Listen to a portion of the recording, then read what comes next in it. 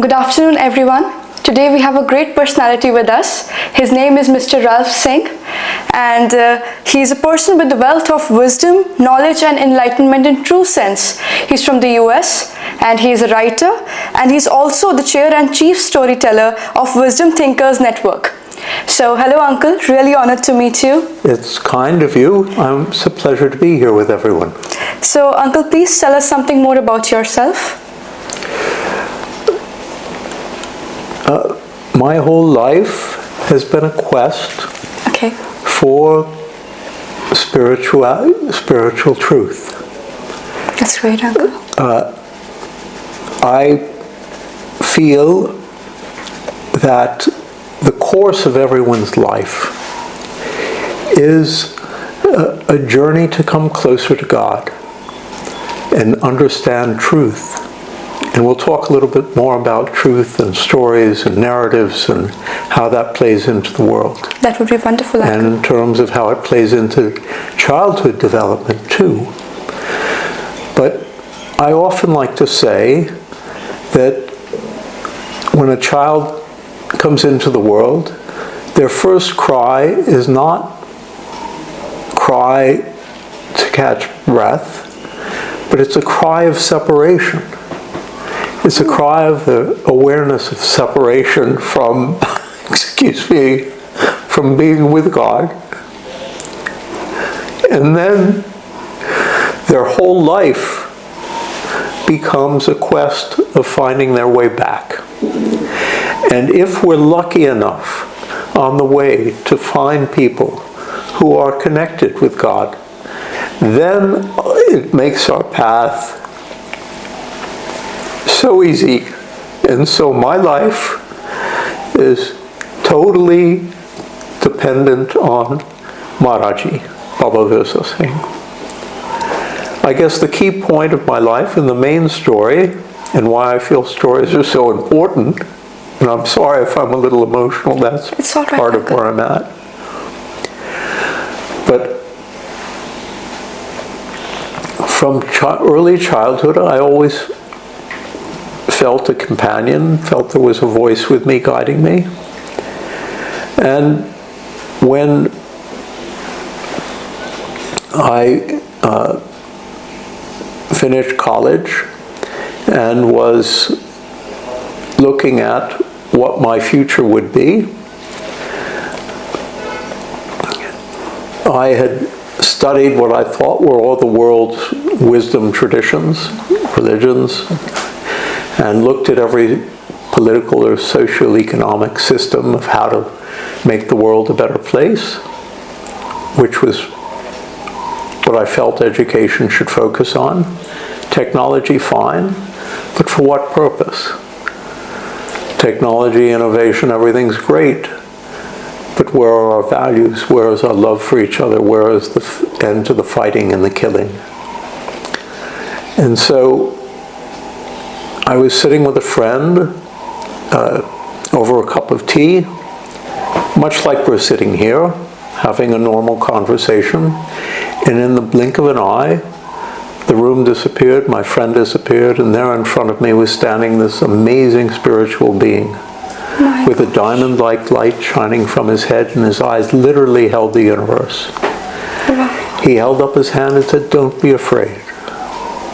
And then drew me out through his eyes and made me feel like he possessed all knowledge that I could ever attain, and as a role model was everything I could ever aspire to be. He brought me back and showed me something similar to an atom and said, "Meditate on this," and then left. I opened my eyes, my friend's there, the room's there. I had no idea, he had no idea what had happened, I didn't know what had happened. All I knew was there was clearly another school, another level of graduate school that I was supposed to enter. And so I deferred my admission to graduate school and took off on a quest to find that voice, which I felt that was the one who'd been speaking to me all my life. And 6 months later, February of 1971, I'm brought into the presence of Maharaji. And he was sitting silhouetted against the small window in his receiving room, which is behind where the oven is now. Tell him that when you heard the voice, you'll be home in 7 days. No. No? Okay. So the point being, he's silhouetted there, totally in white, on this beautiful Kashmiri chatai, the thick one, sitting silhouetted against the window, his black beard and his white turban. And I recognized instantly that he was the one who'd appeared to me in New York. And he looked at me and he said, "Welcome." And he said, "You're a student. Have you found God in your books yet?" And then he laughed. And I laughed because that much I knew, that God was not in a book. And he said, "Why do you think it should be so easy to find God when it takes 30 or 40 years to become a doctor or a lawyer or an engineer? You should find God without any effort."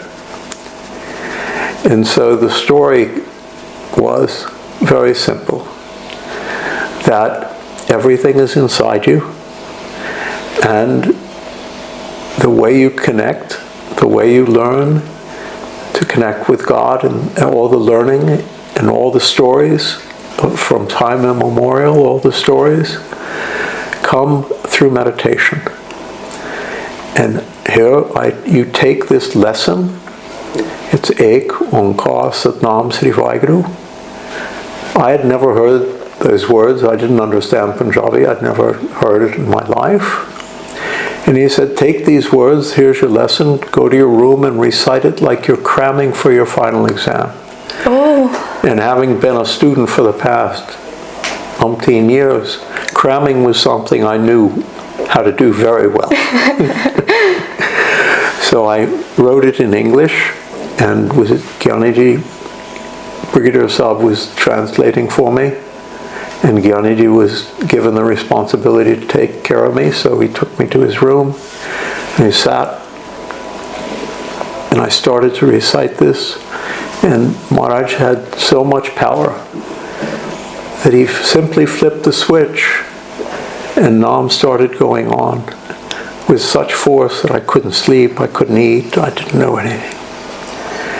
And it continued that way, just every day, increasing, almost like waves smashing into the sand. Ek Onkar Satnam Sri, Ek Onkar Satnam Sri Vaheguru. Oh my gosh. Until finally I was actually in Delhi with my friends and we were shopping. But this pounding away of Nam, that I just crawled into the back of the car, and the voice said, "Just accept it. Why are you fighting it?" The minute my mind said, "Okay, I accept," instead of the ocean turned to glass. The waves stopped, just total quiet, total stillness. But Nam was still Ek Onkar Satnam Sri Vaheguru from this great depth.